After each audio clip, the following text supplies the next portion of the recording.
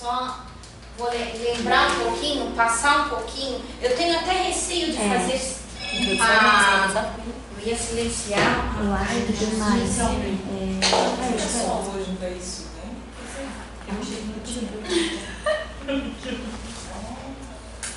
Às vezes eu tenho muito receio de fazer uma recapitulação da aula anterior, porque é capaz de a gente passar a aula só na recapitulação. Mas como eu estava falando com todo mundo aqui antes, tá? De todos esses mistérios, porque uma das coisas que nos trouxeram aqui é que nós temos uma certa atração pelo mistério. E o maior mistério que existe é quem sou eu. É a nossa verdadeira natureza. O maior mistério nosso, aquilo que a gente mais busca, ele está tão próximo de cada um de nós. É um véu assim tão pesado, tão denso e tão desafiador você levantar esse véu, que é o véu do autoconhecimento. A gente resiste muito, porque para levantar esse véu do autoconhecimento, nós vamos ter que tocar em certas questões da nossa natureza muito difíceis para nós. Por que eu sou assim? Por que eu penso assim? Por que eu sinto assim? Por que eu ajo assim? E isso é muito difícil, porque no momento que eu começo a questionar as minhas ações, os meus sentimentos, os meus pensamentos, é porque surgiu a necessidade de mudança. E mudar é difícil. Mudar é muito difícil. A gente cansou de ficar naquela armadilha, até que é uma defesa, de tentar mudar o outro primeiro. Mudar o mundo primeiro. A gente acha que a solução é mudar o outro. É mudar a minha família, é mudar o meu emprego, é mudar de profissão. E a gente vive vidas e vidas fazendo isso. Tentando mudar tudo isso. Mudar o contexto. Mas não mudar uma vírgula da nossa história. E resistimos. Né? Até um belo dia, de tantas e tantas vidas, a gente vê que, poxa, por mais que eu mude o meu entorno,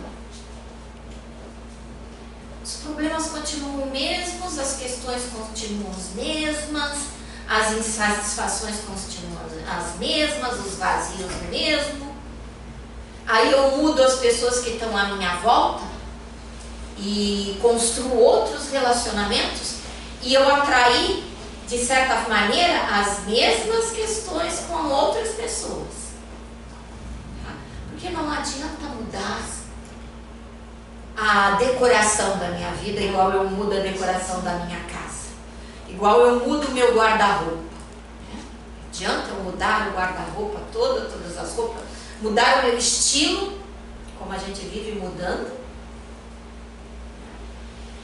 Mas as minhas questões existenciais, aquilo que eu trouxe quando a gente for estudar a lei do karma, nós vamos ver, né, o que eu trouxe, que é considerado por muitos destino, o que eu construo aqui, né, que é Kriyamana Karma, que eu estou sempre produzindo mais karma. Então a gente vai ver que não adianta, eu tenho que fazer a lição de casa. E para fazer a lição de casa, eu preciso saber responder a essas perguntas existenciais. E isso eu preciso trilhar o caminho do autoconhecimento. Por isso que, como primeiro tema desse curso de introdução ao pensamento teosófico, eu trouxe a consciência e os seus veículos de manifestação. que é o que nós já tivemos na primeira aula, e eu creio que nós vamos ficar ainda alguns encontros nisso. Por quê? Porque tudo que a gente vier a estudar daqui para frente, esse tema aqui entra no contexto. Toda hora ele entra, né? Então, nós estamos estudando o cristianismo esotérico no segundo e no quarto domingo do mês, e ele aparece junto. A gente, lá em Brusque, ô Pati, bem-vinda! Oi, pessoal. Oi. Bem, amor. Ai, que Vou bom. ajeitar você aqui. Ajeita ela. A gente estava estudando aos pés do mestre lá em Brusque. Isso aqui entra junto no estudo. Tá? Nós vamos estudar agora o Caibalion, os 7 princípios herméticos em Brusque. Isso aqui entra na questão. Tudo que a gente estuda, isso aqui é matéria básica, né? Para entender tudo na vida. Porque o que nós vamos estudar é a nossa verdadeira natureza, é o que na ciência oculta chama a nossa anatomia oculta, a nossa anatomia esotérica. Então, só uma recapitulação um pouquinho. Como nós vivemos o nosso primeiro encontro, nós falamos mais ou menos o que é teosofia e o que é sociedade teosófica. Tá? São duas coisas que nós precisamos aprender a diferenciar. Tá? Teosofia é a alma da sociedade teosófica, que sociedade teosófica é só uma instituição aqui no plano físico que tem começo, meio e fim. Uma instituição que ancora, que é canal de algo muito maior, de uma escola de pensamento, que é a teosofia, que é a alma da sociedade teosófica. Tá?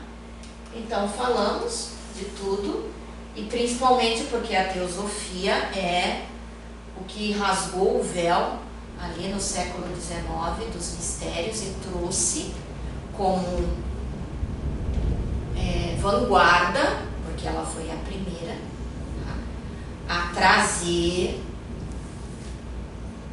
para a humanidade aquilo que pertencia às escolas secretas. Tá? Só quem era Rosa Cruz, maçom, quem ia para o Oriente, só quem pertencia às escolas muito secretas que tinham acesso a esse conhecimento. Por isso que fala que a teosofia, na pessoa de Helena Petrovna Blavatsky, foi o arauto da nova era, que veio abrir a questão da nova era, porque agora na era de Aquário, esse conhecimento tem que vir, tem que estar aberto a todos. Então, a questão da consciência e os seus veículos, nós precisamos saber bem certinho que nós temos só mal conhecemos o nosso corpo físico, aquele que nós vemos no espelho todo dia de manhã quando a gente acorda, e aquele que nós estamos vendo aqui em cada um de nós. Nós mal conhecemos o corpo físico, e já falamos aqui, né, como a grande maioria da humanidade não sabe nem que aqui fica o fígado, que aqui fica o baço, ou que nem sabe para que serve fígado, para que serve baço, para que isso, para que aquilo. Então a gente mal conhece o corpo físico da gente. Imagina saber que eu tenho um veículo, que é o veículo dos meus sentidos e sentimentos, que é o corpo emocional ou o corpo astral. Que existe um veículo ou corpo que abriga a minha mente, aquilo que eu penso, os meus conceitos e os meus preconceitos. E que ainda esse corpo mental, ele tem duas divisões, que é a minha mente concreta, que eu mal sei usar, mas que é essa que a gente lida com ela o tempo todo, e que tem uma muito empoeiradinha, que é a minha mente superior ou a minha mente abstrata. Essa que nós viemos aqui e começamos a jogar sementes nela e ela começou a se abrir para nós. E que além disso, né, nós temos a nossa tríade superior, a nossa alma, que é imortal. 3 veículos e que ainda é matéria, né, que é esse corpo mental superior, que é o corpo búdico ou crístico, que é muito importante para nós, porque é dali que vem essa questão que nós estamos desenvolvendo agora, nessa fase da nossa vida, por isso que nós estamos aqui, que é a questão da intuição, que é a questão de buscar direto na fonte da sabedoria, através desse desenvolvimento, dessa construção, tá, de pontes, e com o desenvolvimento dessa habilidade, que é a habilidade intuicional. E que nós temos no ápice da nossa formação, da nossa constituição, da nossa anatomia, aquilo que nós realmente somos, Atma, espírito.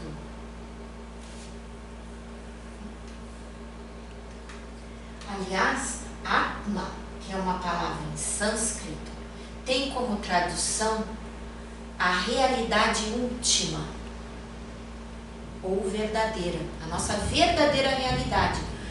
E fala bem isso, a realidade última. Veja, ela está lá no finzinho da fila, e para nossa mente concreta entender, né, acima de todas as outras.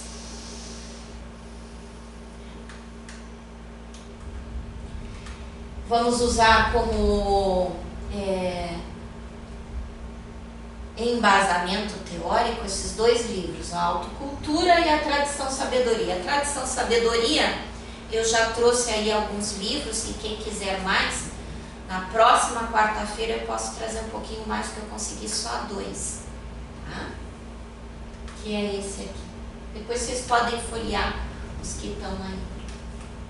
Então tá aqui o Dr. Taimini, já falamos sobre ele, um indiano, e Ricardo Lindemann, um escreveu o primeiro livro, o outro escreveu esse segundo livro.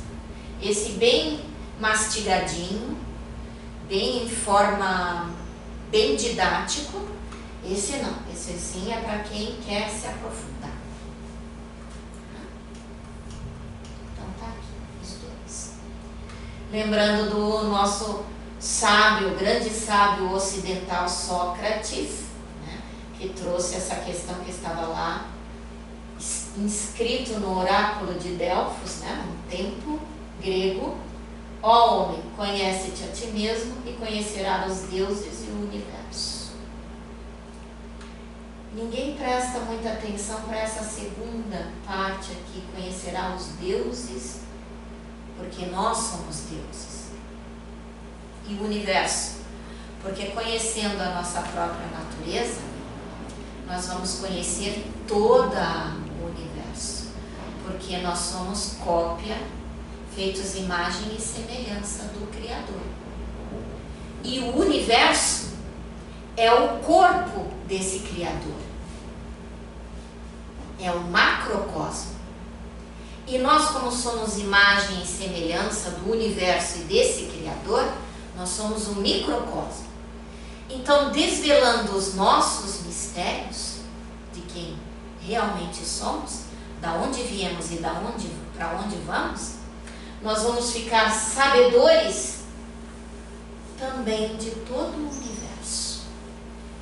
Por isso que se diz que o mago, que a magia começa pelo autoconhecimento. Porque o mago é aquele que domina as forças da natureza. Ele só consegue dominar as forças da natureza se ele vencer a sua e conhecer a sua própria natureza. Tá? E é isso que nós vamos começar a fazer agora.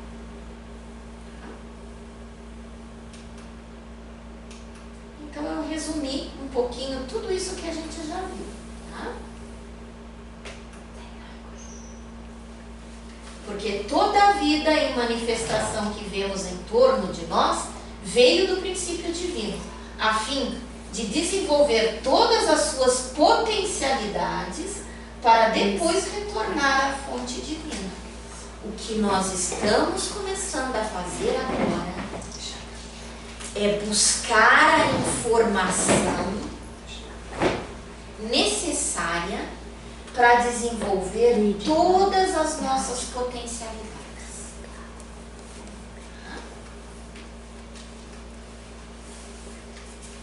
Como eu falei que o universo é o veículo de manifestação, é o corpo desse princípio criador, que nós aqui chamamos de Deus, mas que dentro de todas as tradições tem vários nomes. Tá? Então é algo até para quem já está estudando aqui um pouquinho mais, perdão, fazer um pouquinho parênteses, porque nós que estamos estudando, nós estávamos até falando nisso no último encontro só para membros, que a divindade, que nós chamamos de Deus, e que os gregos chamam de Logos, e quem aqui é formado em yoga, tradição védica, chama de Ishvara. Os maçons chamam de grande arquiteto do universo. Tá?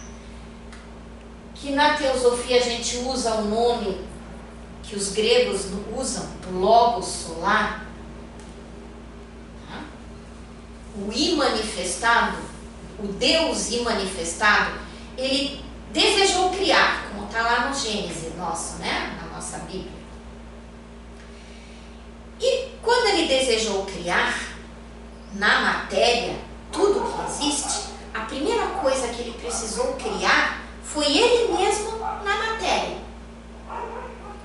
Deus imanifestado precisou antes de tudo criar ele mesmo na matéria.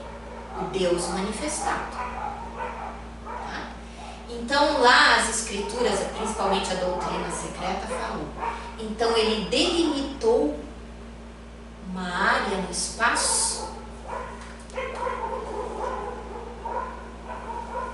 para que ele mesmo se projetasse na matéria. E daí tem tudo aquilo que nós falamos, o ponto, o círculo e tudo mais. Tá? Mas aqui só para eu trazer isso. Fixem essa imagem. Isso é uma imagem que a gente tinha que ter guardada lá no nosso computador e de vez em quando olhar para ela. Porque esse aqui é o universo manifestado. Mas pensem bem, tá? O nosso universo local, com o Logos do nosso universo local. Porque nessa grandiosidade que existem várias bolhas dessa. Tá? Mas vamos fixar só nessa aqui. Por quê? Porque depois dele criar, ele delimitar essa área no espaço e fez-se a luz, né? Big Bang. Então o não manifesto é o vazio? É o vazio. O budismo fala o vazio. Só que esse vazio é para mais ou menos a nossa mente concreta entender mais ou menos isso. Porque é esse Deus, só existe ele. Ou nem ele.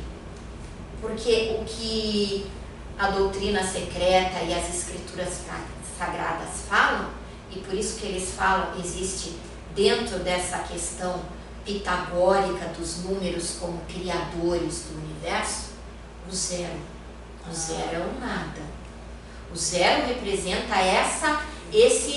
essa divindade que ainda não criou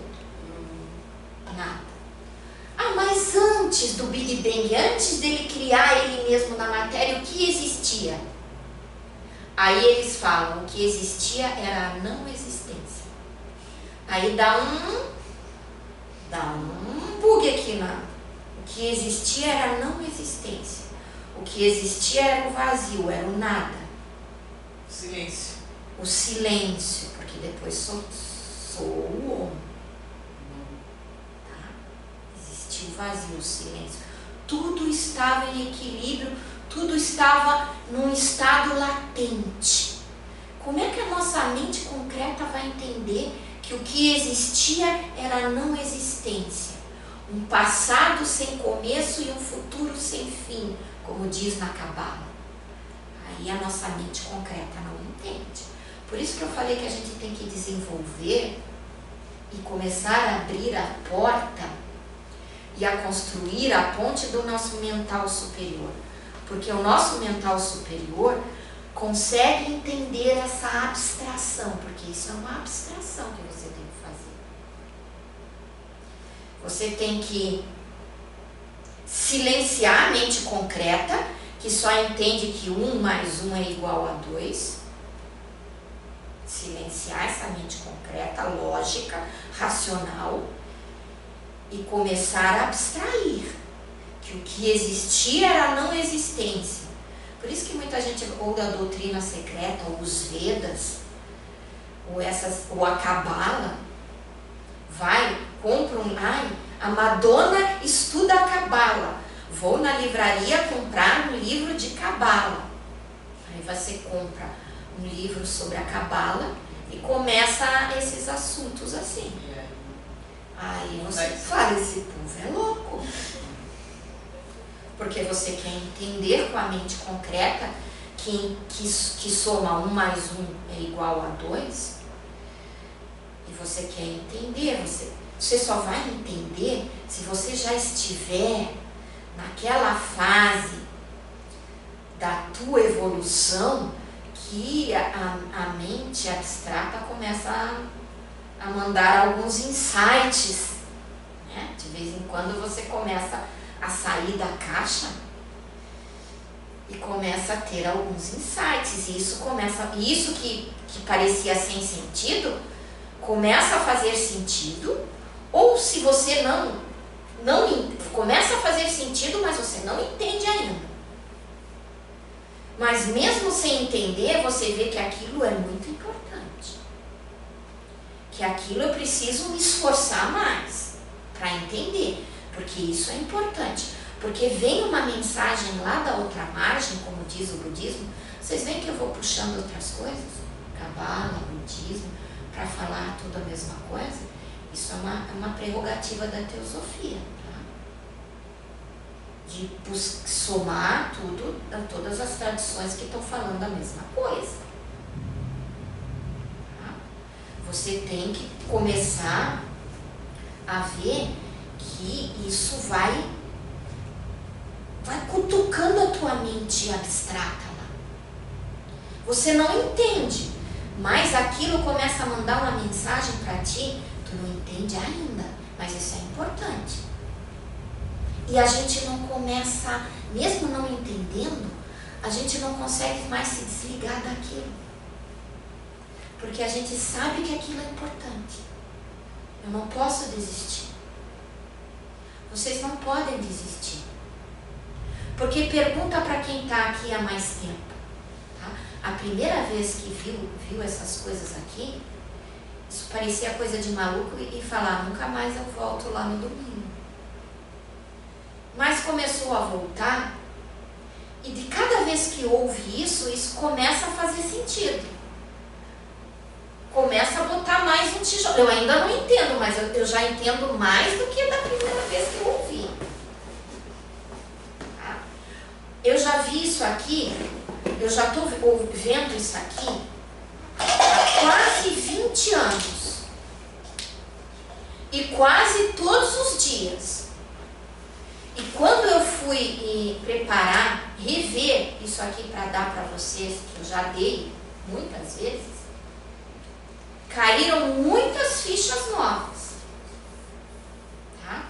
não se esgota, gente.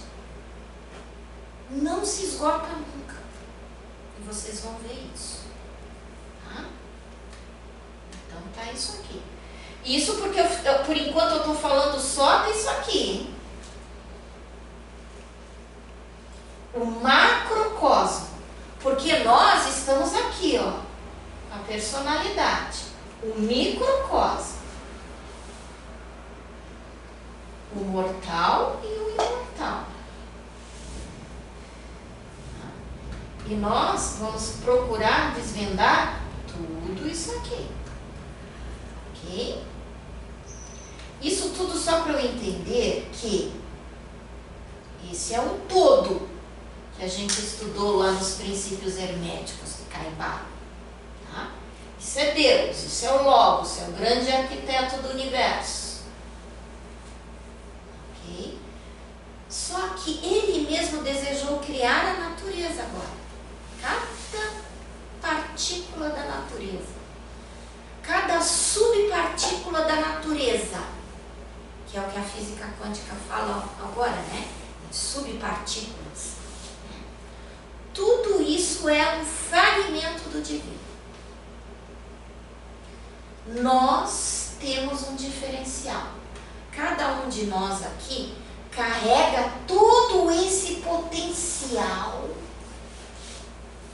dentro de nós, que se chama mônada, ou espírito, ou a consciência, que para a gente entender é como a gota que saiu do oceano e que criou do sutil até o mais denso todos esses veículos. Daí a gente pensa que a mônada, que é aqui essa estrelinha aqui, que é a consciência, saiu lá de Deus e veio para cá. Ela não saiu, tá? Ela ficou aqui nesse plano aqui. O que saiu foi um fio, que é a consciência, e que foi criando todos esses veículos da matéria aqui. Porque nós estamos uno com Deus. O problema é que nós estamos tão distraídos, ou tão adormecidos, ou tão esquecidos, tá? Que a gente criou a grande heresia, que é a heresia da separação. Nós achamos que estamos separados de Deus, estamos separados da criação, da natureza, estamos separados entre nós.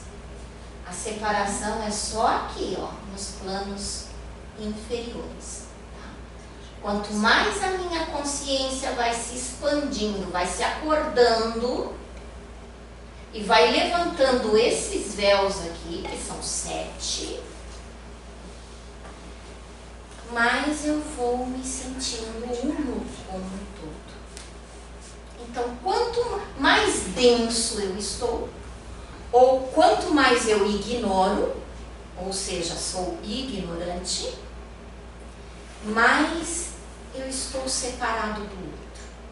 Quanto mais eu vou expandindo a minha consciência e vou me sutilizando, mais eu vou ficando unido, uno com o outro. E começo a me preocupar. No começo, na questão inicial, eu começo a me preocupar em separar o lixo. Eu começo a me preocupar com a pobreza. Eu começo a me preocupar com o outro, a ser mais compassivo. Tá?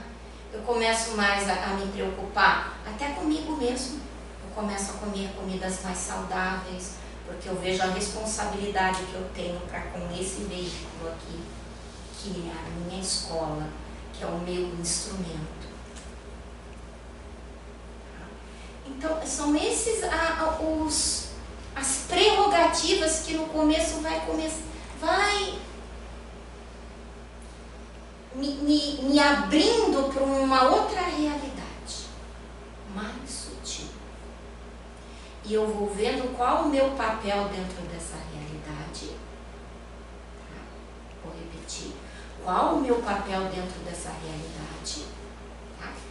E eu vou começar a buscar o que fazer para levantar esses véus.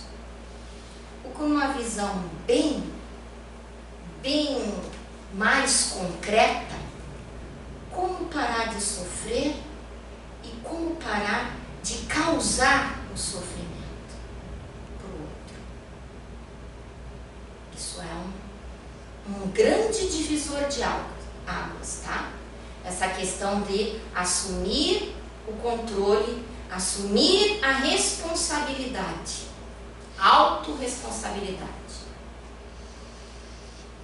Parar de criar sofrimento para mim mesmo e para os outros. Isso é um grande acontecimento dentro dessa nossa escalada evolutiva. Então vamos lá. Então já vimos aqui, né? Essa questão do séptuplo. Tá? A natureza, ela é setenária. Tá? E nós falamos nisso no nosso último encontro. Gente, a gente tem que saber que existe, eu mostrei ali, né? O macrocosmo, o universo. Ok? Existe um mesocosmo. Entre o macrocosmo e o microcosmo homem, existe um mesocosmo, que é o nosso planeta. Então veja aqui está nós, o nosso corpo físico habitando o nosso planeta físico, nessa dimensão física. Mas existe um outro plano emocional em que habita o nosso corpo emocional. Existe isso, toda a diferença é frequência, tá? O nosso plano mental com o nosso veículo é como se existissem outros mundos, tá? E existem mesmo. A física quântica hoje fala, a nova física, né, fala, por causa da teoria das cordas, que existem multi-universos, ou seja, existem outros planos na natureza. E que a diferença é só vibracional, é só frequência. Então, quem é espírita aqui sabe que existe um véu que separa o plano físico do plano emocional ou o plano pós-morte. E é só, a diferença é só frequência. Ok? E assim vai. Cada plano aqui é de uma frequência, uma vibração mais sutil. E para isso a escola de Pitágoras explicava belamente com a questão das 7 notas musicais. Desde das notas mais graves, ou seja, que vibra mais denso, Dó, né? Até o Ré, Mi, Fá, Sol, Lá, Si. Depois dá uma oitava e volta Dó, Ré. Para cada plano existe, para cada corpo, veículo nosso tem um plano, ou um mundo, ou uma dimensão mais sutil. Tá? Até a nossa verdadeira natureza, a nossa realidade última, que é a Atma. Mas olhando aqui para o lado, tá? Assim que existe uma terra física aqui, que é tão real para nós, existe uma terra num outro plano, que é o plano astral, o plano pós-morte. Então esse nosso corpo aqui está vivendo nessa terra aqui, emocional ou astral. Existe uma outra terra aqui no mental, existe uma outra terra, e vai perdendo os contornos, né? Porque vai ficando cada vez mais sutil. Até aqui é a nossa realidade última, nosso eu maior, o nosso eu sou, o nosso espírito, a nossa consciência pura, o nosso Atma. Aqui é a nossa o nosso logos planetário, que os gregos chamam de Gaia, o espírito da Terra, da Mãe Terra. A Mãe Terra também é senciente. Ela também está fazendo o mesmo processo evolutivo que nós. Só que nós no reino humano. E ela como na questão planetária. Ela também está evoluindo. E assim como cada um de nós aqui é uma centelha do Logos, tá? Todos os planetas, todas as estrelas, todos os sistemas solares, todas as galáxias também têm consciência planetária, também têm a sua consciência e também pertencem a essa divindade maior. Só para a gente ter essa visão, tá? Mas vamos voltar aqui para o nosso... Nós mal conseguimos resolver isso. Deixa a Mãe Terra fazendo também o seu trabalho evolutivo dentro da questão planetária dela, da evolução planetária dela, porque nós temos que nos preocupar aqui com a nossa evolução humana. Só que a evolução do planeta está diretamente relacionada com a evolução aqui de cada um de nós. Todo o trabalho que eu faço a nível interno afeta ela. E todo o trabalho que ela está fazendo e conquistando também nos afeta. Porque está tudo interligado. Existe uma teia que até é título de um livro de física quântica, de nova física. A Teia da Vida, que é de Fritjof Capra, né, que é um físico. A Teia da Vida, explicando isso, porque está tudo conectado. Tá? Então, nessa questão egoísta nossa, tá? Porque primeiro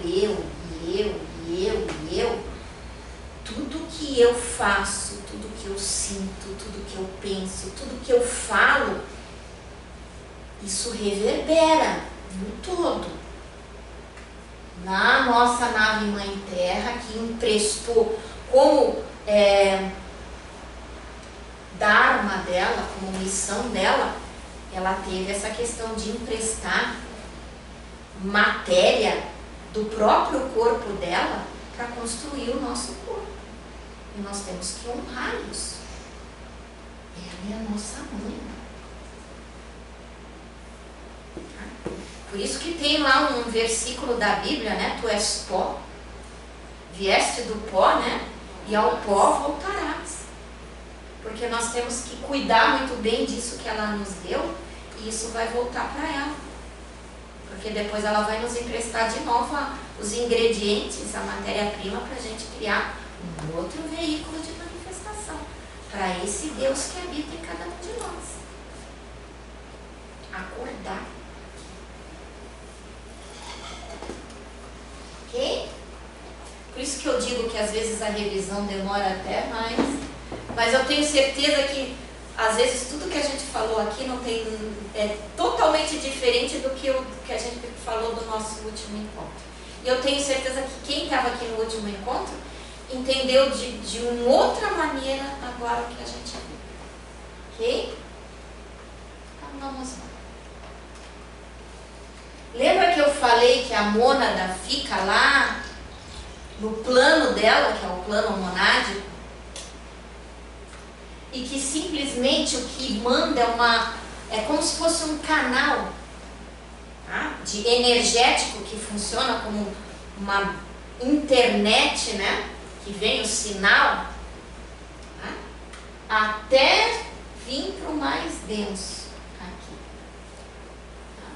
Então é esse aqui, né? Esse Sutratma, essa linha, que quando a gente tem a nossa morte física aqui, ela é cortada, tá?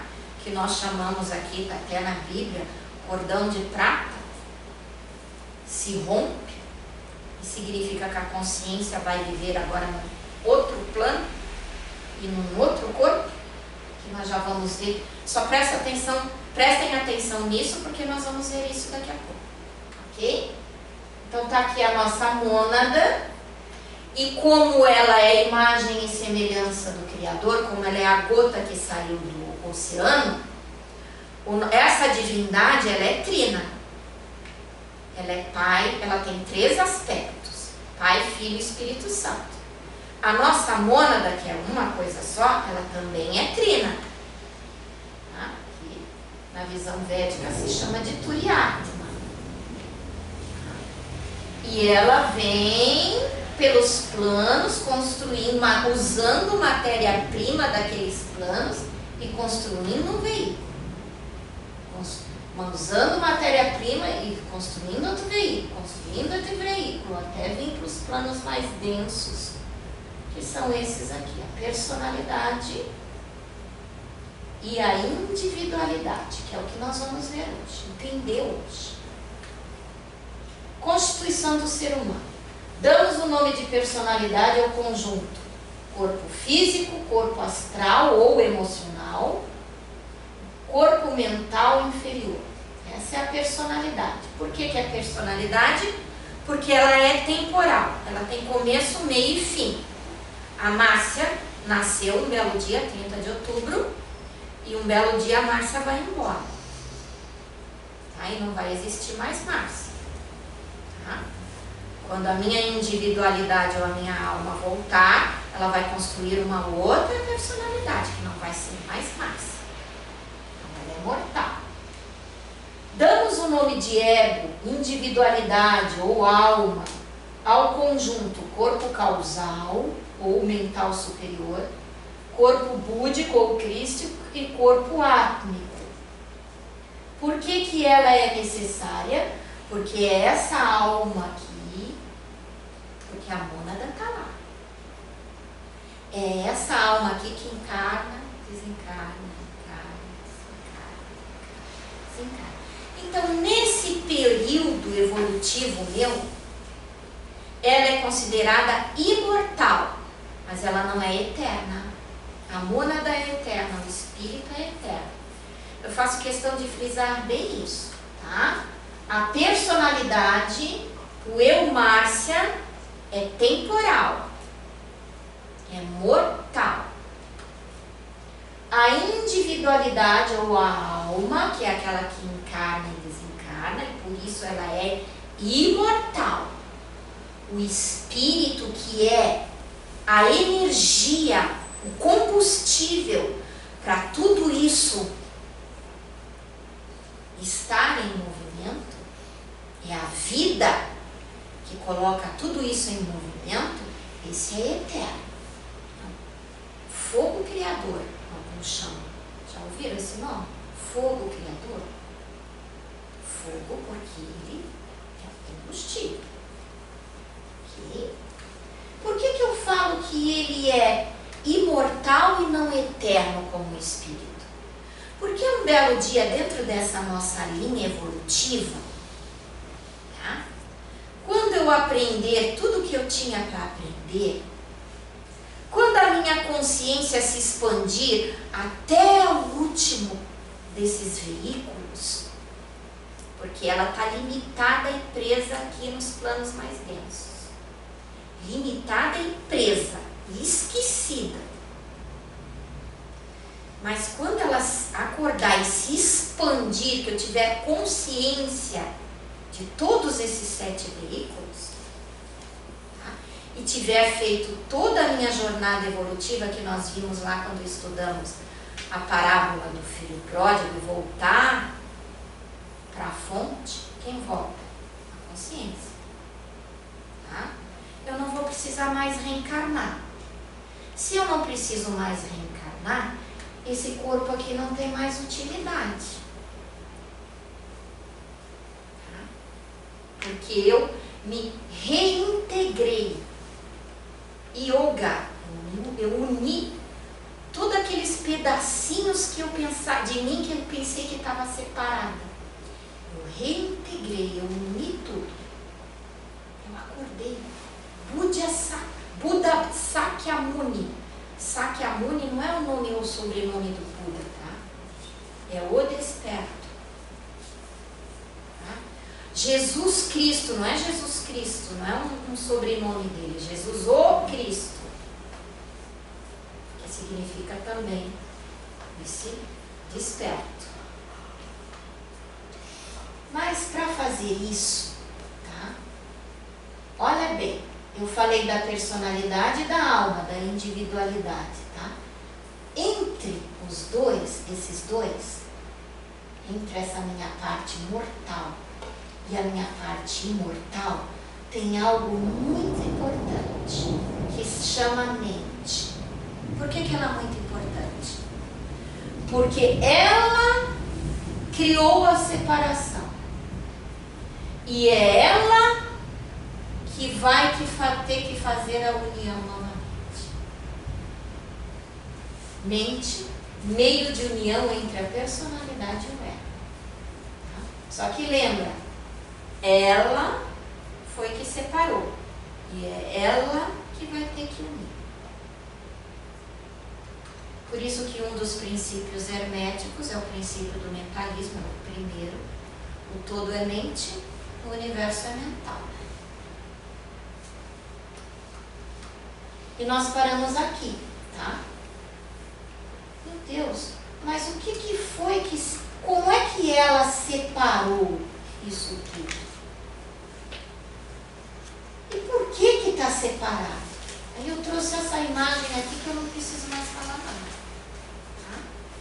O que me separa da minha verdadeira natureza?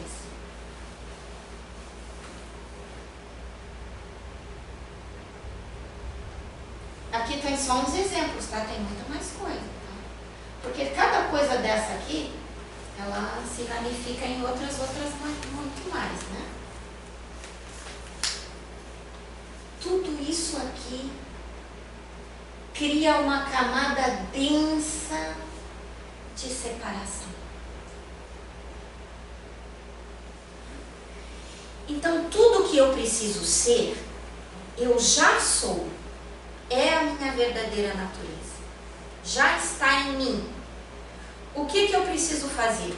Purificar, ou remover, ou transmutar, ou sublimar. Por que eu estou falando várias palavras? Porque cada tradição usa uma dessas, ou reforma íntima. Tá? Cada tradição usa uma dessas palavras. O yoga é um trabalho de transmutação. E isso tudo significa remover o que está causando a separação, o que está causando a desunião, o que está causando a desintegração, o que está causando sofrimento, a limitação em mim e, por consequência, no outro. Essa é a grande obra. Se uma das perguntas que nos move, segundo a filosofia grega, é quem eu sou? Isso nós estamos estudando aqui, vendo os 7 veículos da consciência. Outra grande pergunta é o que eu vim fazer aqui?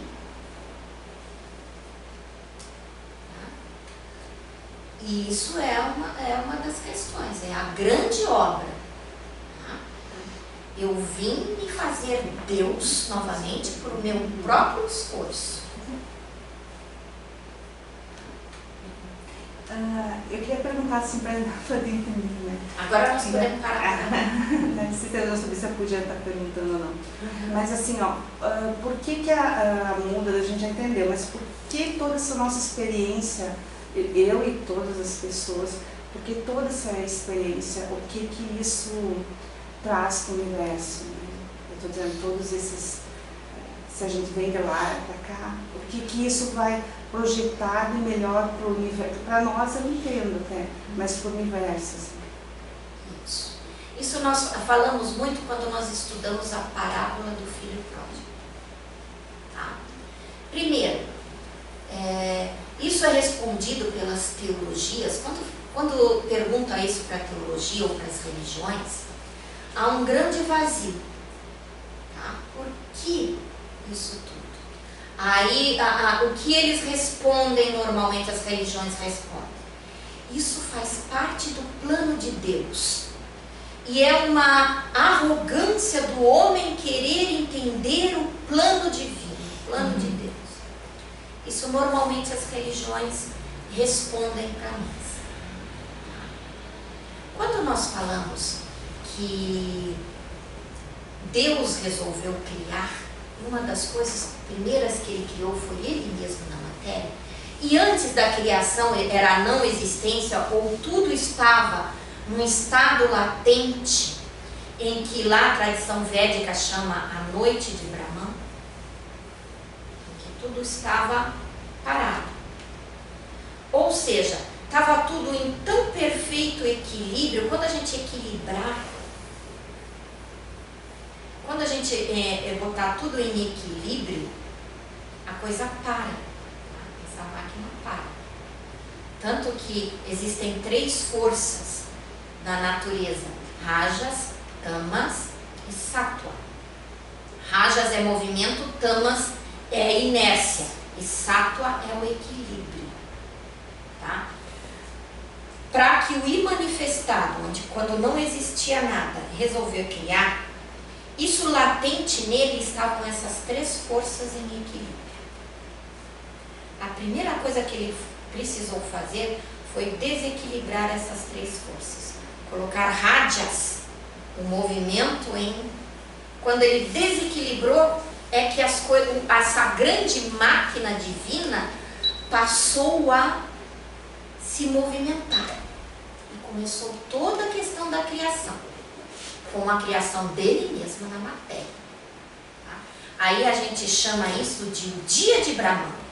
Se a gente chama Brahman, é uma palavra que significa Deus. Tá? Se a gente falar em noite de Brahman ou a não existência e dia de Brahman, tá? Isso é um jogo cósmico, em que o Vedanta chama o Mahalila, o grande jogo. Colocar tudo essa, porque dentro dessa natureza divina existem esses períodos de Manvantara e Pralaya. Pralaya, não existência. A noite de Brahman, em que tudo volta para a sua origem. E tem um nome em sânscrito para isso, que se chama, para esse ovo dourado. Tem um nome em sânscrito que significa ovo dourado. Não sei se o Louca falou isso. Tá? Que eu esqueci esse nome no fundo. Mas, e existe Manvantara, o dia de Brahman, em que isso tudo entra em movimento. Isso é um jogo cósmico. Isso pertence a essa natureza. Aí até a Lídia perguntou isso. Poxa, mas nós como mônadas, como nossa verdadeira natureza, nós já somos perfeitos. Para que fazer isso tudo e ter que voltar para a nossa verdadeira origem, que é a perfeição? Porque lembra na parábola do filho pródigo que tinha 2 irmãos? Um ficou, que são as mônadas que ficaram naquele oceano de luz que é Deus. E outras são as peregrinas, que vai aparecer daqui a pouco como essas. As mônadas peregrinas. Elas saíram perfeitas, se tornaram imperfeitas ao máximo, se brutalizaram, se condensaram, se cristalizaram, se densificaram até o máximo, que lá na parábola do filho pródigo diz que voltou a comer com os porcos, ou seja, chegou no fundo para depois com os seus próprios pés voltar e para o seu próprio esforço e seu próprio mérito voltar. Qual a diferença entre o filho pródigo e o outro filho que ficou? Esse filho voltou com toda a experiência. E de certa forma, São essas mônadas que saíram que faz tudo isso, toda essa máquina da vida se movimentar. Então, se você vê essa questão dessa roda girando, que é uma das coisas que nós falamos quando fomos estudar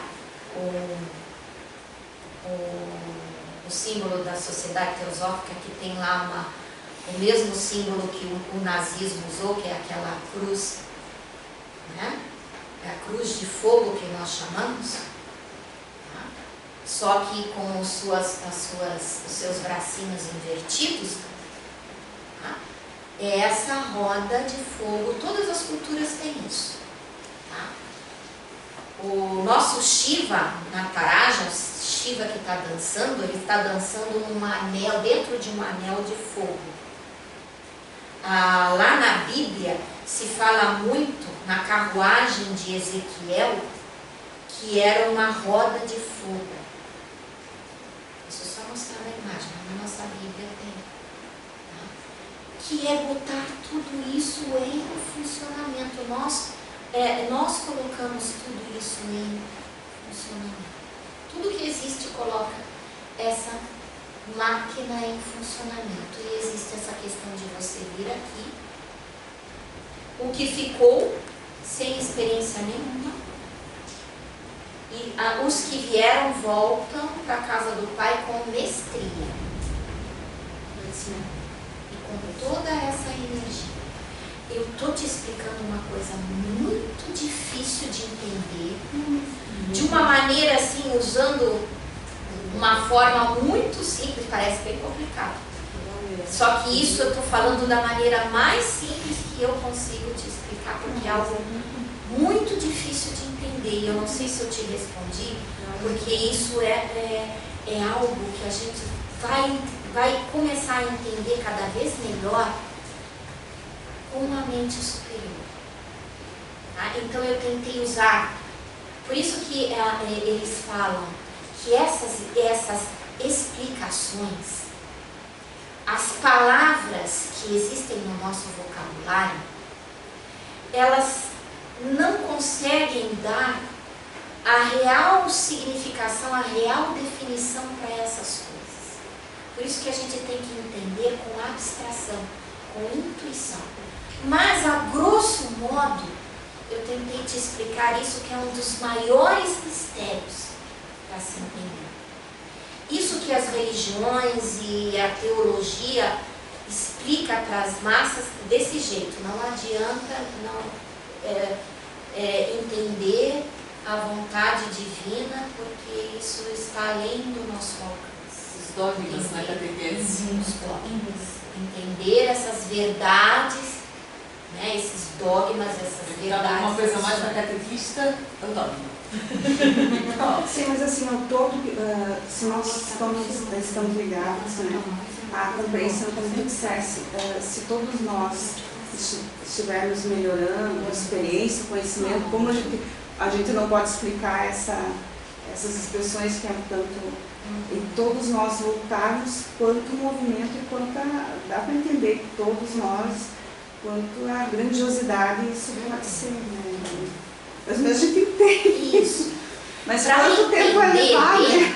Nós vamos ter que ficar juntas, nós aqui, há alguns anos, até um dia a gente estudar a doutrina secreta, que são aquela obra máxima de Blavatsky, que ela não gostava de que dissessem que foi ela que escreveu, e que a editora Pensamento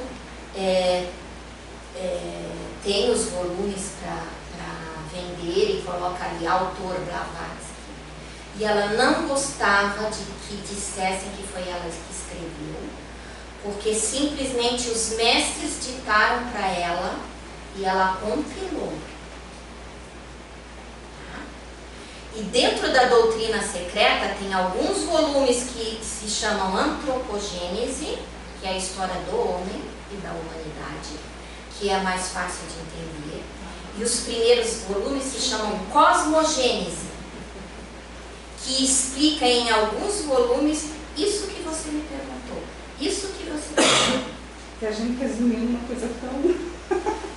Então, o que eu quero dizer pensando em alguma coisa.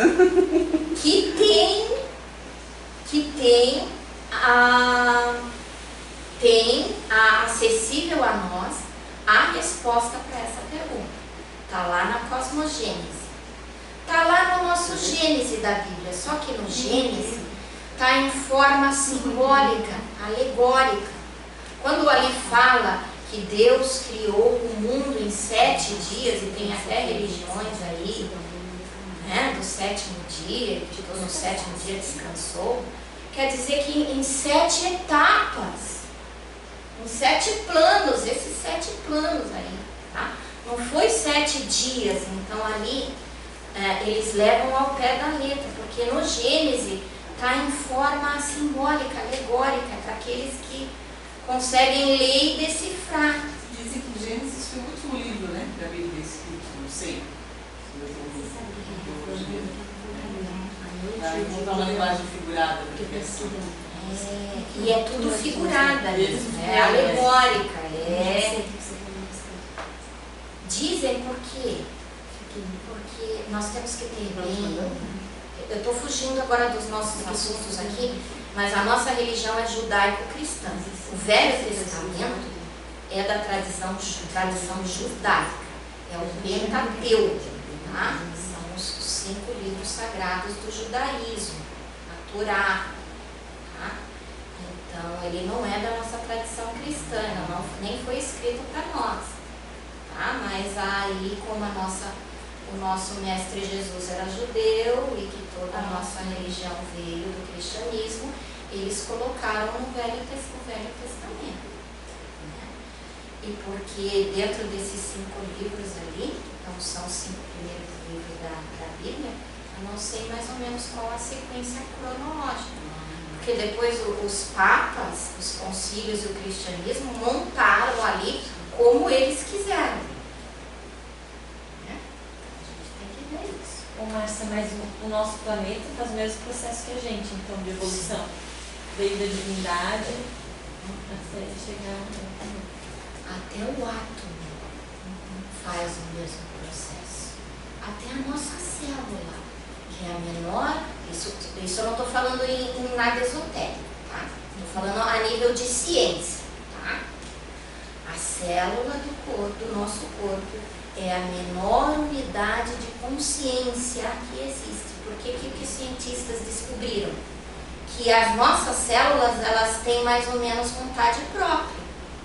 Elas são muito sensíveis aos nossos estados emocionais, ao que a gente pensa, ao que a gente sente. Por isso, muito cuidado, porque nós estamos numa fase... por que antigamente não existia tanto câncer e hoje existe? É a alimentação. Não, é porque teve uma época que dos nossos avós, dos nossos bisavós, que eles ainda eram muito densos, isso até meio que protegiam eles. Nós somos mais sutis agora, comparado com os nossos avós e os nossos bisavós. Isso significa que as células dos nossos corpo é muito sensível ao que nós sentimos e ao que nós pensamos. E elas adoecem por causa disso. Por isso que eu pedi para que vocês assistissem aquele documentário Quem Somos Nós. Porque mostram ali, né, que quando a moça, a nossa heroína ali estava triste, chorando, mostravam dentro do corpo dela, as célulazinhas dela chorando também. Aí por isso que as nossas células adoecem. E o que é o câncer, né, senão as nossas células adoecem. Por isso todo cuidado com o que nós sentimos, com o que nós pensamos. Porque nós já estamos muito mais sutis, porque existe uma lei de evolução. Até o nosso planeta hoje, até o tempo funciona diferente, a gente está visto isso, né? Imagina, nós somos muito mais sutis do que os nossos avós e os nossos bisavós. Isso tem os seus prós, como também tem os seus contras. Por isso, orai e vigiai. Okay? Isso é muito bom porque já serve de alerta, né? Para nós. Okay? Isso aqui é uma outra maneira da gente entender, tá? Os nossos corpos, porque nós temos um quaternário inferior. Isso aqui é geometria sagrada, tá? Quem gosta de estudar assim, Pitágoras, matemática, dos filósofos gregos, entende o que eu estou falando em geometria sagrada, que é os nossos templos são construídos assim, a pirâmide é construída através de números mágicos e geometria sagrada, e nós também temos essa questão. A nossa personalidade é chamada do quaternário inferior e ela é mortal. E a nossa alma é chamada do ternário superior, ou a individualidade, ou alma, ou eu superior, e ela, ou eu maior, ou eu sou, e ela é mortal. Faltou aqui aquela estrelinha aqui, né, que é a nossa mônada, aqui em cima. Tá? Mas o que nós temos que, essa imagem que veio da geometria sagrada é muito importante para nós, é outra que a gente tem que ter guardada em casa e olhar todo dia, por causa, lembra daquele slide anterior que eu falei ali, a mente que separa, mas é a mente que tem que unir? Porque tem um canal aqui que em sânscrito nós chamamos Antakarana, ou ligação, que une esses dois, e que aqui, né, lindamente está mostrando assim como uma linha reta, como uma conexão, mas na maioria de nós é uma linha pontilhada, tá interrompido isso aí. É considerado aqui a mente superior, tá? Então nós temos que normalmente abrir esse canal aqui. Tá? Porque na maioria de nós está interrompido. Salvo nas raríssimas vezes em que a gente tem um insight. Né? Vem lá do nosso eu superior. Aí a gente tem um insight, que vem mais rápido que um raio, né? E a gente fala, eureka! Tive uma ideia brilhante, tive um pensamento que... Ok? Entendi a doutrina secreta, meu Deus do céu. Daí é um samadhi, a doutrina secreta... Já é um samadhi, né, Márcia? Para entender a doutrina secreta, você tem que entender o maior dos mistérios, que é você mesmo. Então, vai Quando lá, você entender, você vai abrir a doutrina secreta e vai aparecer ali um livrinho para criança. Muito giro na roda da ascensão. Mas até voltando, todas as tradições, toda a cultura tem essa questão dessa roda, demonstrando que eu sou o Deus em ação. Que existe toda essa questão da criação. Do dia de Brahman, do Manvantara, e tem a questão do Pralaya. Da existência e da não existência. Ok?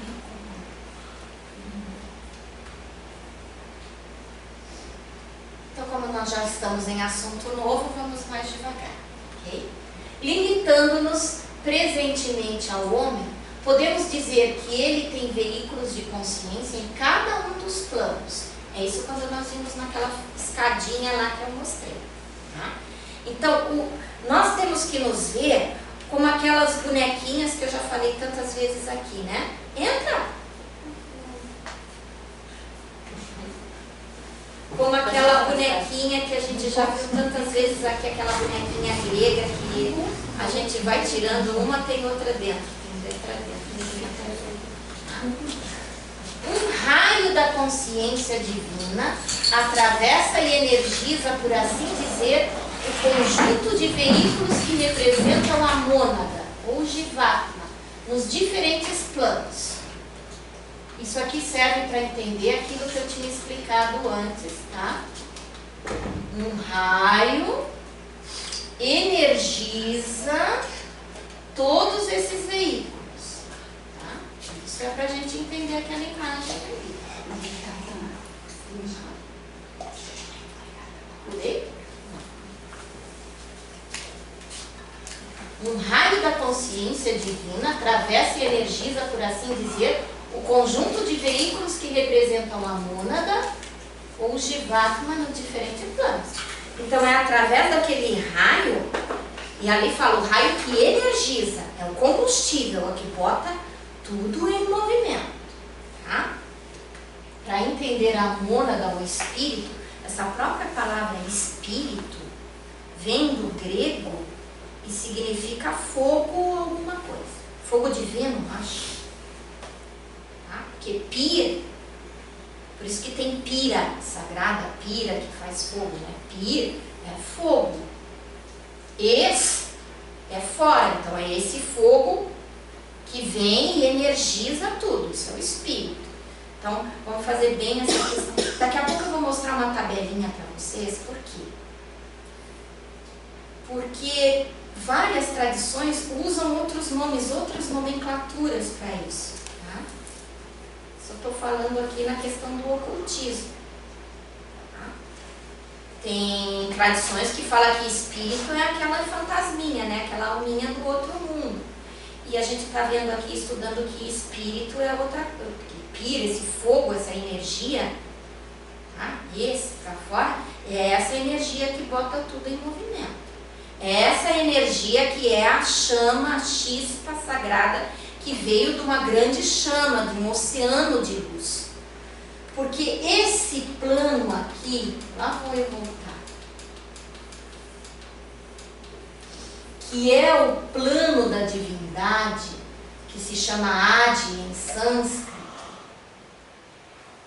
Adi é uma palavra em sânscrito que significa um oceano de fogo, um oceano de energia. Por isso que vem, agora vocês veem, né? Os gregos não tinham nada a ver com isso aqui, será? Mas a própria palavra espírito, pir, vem de fogo também, por essa questão. Daí você vai lá ver na Bíblia sarça ardente, né? Que é aquela, quando Deus conversava com Moisés no deserto, através da sarça ardente, tá? Que aquele fogo, ele estava conversando, era com aquele fogo interno dele, o espírito dele que é fogo, que nunca saiu da fonte, que é Deus, né? Então ele estava conversando, e exatamente, ele estava conversando com Deus, porque se você está ouvindo a voz do silêncio ou a voz do seu espírito, você está conversando com Deus. Não é? Então a Bíblia está falando diferente? Não está. Agora deixa eu ver onde eu estava. Ok? Aqui eu trouxe a questão, porque tem muito professor de yoga aqui, né? Poxa, mas são 7 veículos da consciência. Eu estudo yoga e o yoga fala que nós temos 5 veículos da consciência. Ah, eu estudo o Kardec fala que tem 3. Ah, o cristianismo fala que tem 3. Paulo, apóstolo, lá fala que tem corpo, alma e espírito. Daqui a pouco nós vamos ver isso. O porquê? Porque o Vedanta uniu esses 2 corpos aqui, ó, Mano, Maya, Kosha. Tá? Que para nós seria ali o corpo astral ou emocional e o corpo mental inferior. Porque exatamente eles entendem que os 2 funcionam juntos. O que eu sinto, logo eu penso aquilo, né? E o que eu penso me causa alguma emoção. Então os 2 funcionam na dobradinha. Então eles entendem assim. Então eles só simplificaram. Ali dentro da ciência oculta, ela só separou para a gente estudar melhor como a consciência funciona nesses planos. Eu acho muito interessante essa simplificação aqui, que fez porque Ana Maya Kosha, o corpo físico é o corpo feito de comida. O corpo etérico é o corpo feito de prana, de energia. Mano Maya Kosha, tá? Esse corpo emocional, mental. Tá? Vijnana Maya Kosha, aí eles uniram o mental superior com o búdico, o crístico. Tá? E Ananda Maya Kosha, Ananda é bem-aventurança. Aqui, fala aí, Vijnana Maya Kosha é o corpo de sabedoria, o corpo de conhecimento, mas conhecimento superior, né? Sabedoria. Ananda Maya Kosha é o eu real, porque Jivatma é Paramatma. É esse Deus só que dentro de cada um de nós.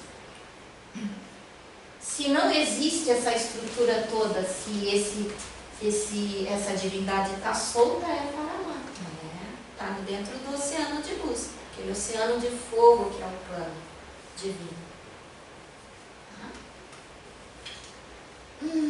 Eu trouxe uma outra tabela que eu acho que está bonita, essa aqui. Tá? Então vejam aqui, né? A questão do 7. Eu nem vou entrar aqui na questão da cabala, da latina, mas vou entrar aqui, ó, é uma concepção, aqui está geral, né? Mas o Platão, Aristóteles, alguns filósofos gregos falam muito nisso aqui, ó. Corpo físico e duplo etérico e prana como corpo. E o Kama, que é o emocional e o mental inferior, eles chamam alma animal. Já na tríade superior, tá? O pensamento superior, a mente superior, eles chamam de alma humana. E o princípio da intuição, tá? O intuicional, e a Atma, o nosso princípio último, a nossa verdadeira natureza, tá? O nosso eu sou, eles chamam de alma espiritual. Tá? Então, no conceito grego, é como se a gente tivesse 3 almas. Falam também alma apetitiva, porque a alma animal é cheia de apetites, né? Aqui também. E aqui, ó, na visão cristã de São Paulo Apóstolo, ele sempre fala corpo, alma e espírito. Mas vejam bem, alma, todos esses 3 corpos ali que a gente estudou, que a gente já falou. Tá? E chama espírito toda a nossa tríade superior. Isso aqui eu só quero só lembrar essa questão, o pessoal que foi para o Egito aqui, que hoje não estão aqui, tá? Mas aqui tem a questão dos corpos na visão na língua egípcia, como eles chamavam esses corpos. Marcinha, 7,5. 7,5, né? Então vamos terminar nessa simplificação efetuada por Kardec. Tá? Eu não estudei o catecismo, a não ser aquelas poucas coisas, tá?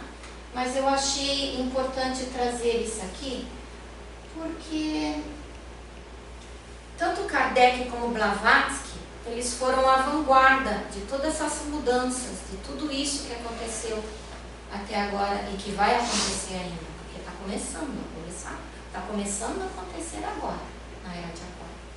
Tá? Eles vieram só abrir essa era.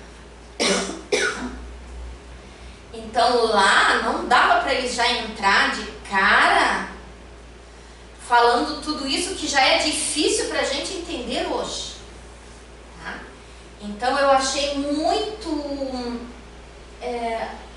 afortunado, tá? E essa imagem que eu trouxe, né, que é a simplificação efetuada por Kardec. Porque ele chama de perispírito toda essa questão desses corpos que nós vamos estudar agora aqui, da teosofia. E espírito, a questão final, né? Eu não sei aonde dentro da questão de kardecismo aparece a questão alma aí, né? Mas a gente que estuda apometria trabalha com 7 corpos também, não trabalha com os 3. Isso o Ribeiro, que trabalha com apometria, ele também nos explicou que agora, e aí que tá. Tudo está em constante mudança, tudo está em constante aprimoramento. Quando a Vânia falou aqui em dogma, é só a questão quando você resolve estagnar, ou tipo assim, foi o que Kardec falou, foi o que Jesus falou, foi o que Sócrates falou e está acabado. Depois dele não tem mais nada. Isso a gente está criando dogma. E a última frase de Buda, antes dele entrar em Maha Samadhi, ou seja, morte física, a última frase que ele chamou todos os discípulos deles e falou, tá? A única certeza que eu deixo para vocês é que não existe certeza nenhuma. Tudo está em constante transformação. O budismo é muito baseado nisso, tá? Que tudo é uma construção do saber. Quando eu entendo alguma coisa, a própria mãe natureza, que é educadora, tá? Ela vai mudar tudo novamente para que você comece a acessar outras informações e entender de uma outra maneira e de um outro jeito. Então, a única certeza é que existe uma lei, que é a lei de evolução, e que ela não para. Eu lembro que até dentro da física, lá para os idos de 1800 e alguma coisa, depois de Newton, Isaac Newton, que deu uma grande virada dentro da física, né? Aquele cientista Isaac Newton, teve um reitor de uma grande universidade lá da Inglaterra, que falou, agora nós podemos fechar o curso a faculdade de física, porque tudo já foi descoberto, tá? Não existe mais, nós já chegamos no auge do entendimento da física, que explicava, a física newtoniana explica o funcionamento da matéria física, da matéria densa. Ele falou, agora tudo nós já sabemos sobre a matéria, podemos encerrar o curso da física, porque daqui para frente não vai aparecer mais nada, porque nós já chegamos no auge. E vejam bem, hoje a física newtoniana, comparada com a nova física e com as novas descobertas, mudou tudo. E está começando. A questão da nova física, a física quântica, ela está começando a romper o véu que separa a matéria dos planos mais sutis da natureza. Porque daqui para frente, na era de Aquário, nós temos que desenvolver, como eu mostrei para vocês, aquele que falei lá na frente daquele slide inicial, nós temos que começar a desenvolver essas potencialidades, porque daqui para frente nós vamos começar a navegar a nossa mente. Eu não estou falando de coisas esotéricas, não, tá? Estou falando de coisas bem científicas. A nossa mente vai começar a navegar para planos mais sutis da natureza. E nós temos que ir nos preparando para isso. E do jeito que a coisa está indo, é muito rápido. Muito rápido mesmo. Tá? Não é numa próxima vida nossa, não. Tá? Para alguns jovenzinhos aqui, tá? Vocês vão ver coisas ainda que nós mais velhos aqui, nós já vamos ver coisas aqui. Ok? Vamos terminando o nosso encontro.